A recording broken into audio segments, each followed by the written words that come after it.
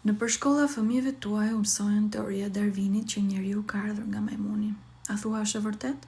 Është teori, nuk është praktik. Sipas diturisë së vërtet, që dhe unë mendoj që është e vërtet, është që njeriu nuk ka ardhur pra nga majmuni. Dhe kjo është bërë më tepër për ta ulur nivelin e njeriut. Dhe është krijuar pra nga njerëz që si duket drejton dhe shkollat, deri diku, që njeriu mos të kuptojë termin evoluim në të vërtet. Atëherë, po çfarë, kush evoluon atëherë? Në të vërtetë evoluon shpirti.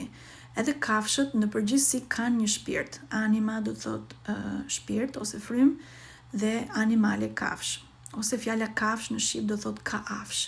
Dhe në fakt shpirti evoluon. Pra, po ta marrim në këtë mënyrë, nuk është se trupi nga i njeriut, nga i majmunit do bëhet njeri apo ku e diun, është në fakt shpirti i kafshës, që mund të jetë për shembull nga ai zëm, pula, etj, majmuni, ka tigri, elefanti dhe disa kafshë të tjera.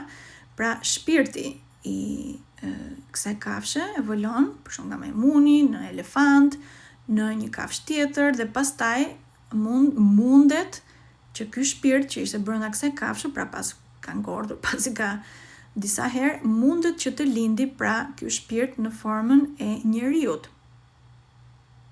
Okay? Kjo është evolimi, pra shpirti evolon, jo trupi, domethënë nga kafsh në njeri të transformohet, domethënë është shumë e palogjikshme dhe shumë gjëra shumë me të vërtet budalliqe që i mësojnë kalamajve tanë në përshkolla. Në ditët e sotme njerëzit rinë me kafshët, për shembull marrin shumë qen, mace, flejnë me macen, me qenin, ndërsa therin lopët, kuptohet, pra edhe njeriu në ditët e sotme është bërë shumë diskriminive në kafsh.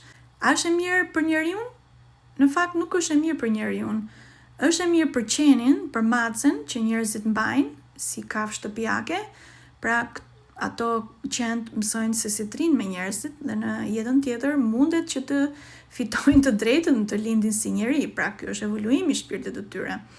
Mirë, por njerëzit që mbajnë kafshë shtëpiake nuk është mirë për ta, sepse ata bëjnë, domethënë, për qenin është mirë, po për njeriun është shumë keq, sepse do të thotë afrohet drejt botës së kafshëve më tepër shpirti i tij në jetën më pas e kemi fjalën. Pra, evoluon shpirti, nuk evoluon trupi. Trupi thjesht të jepet kur e meriton dhe mund të merret kur nuk e meriton.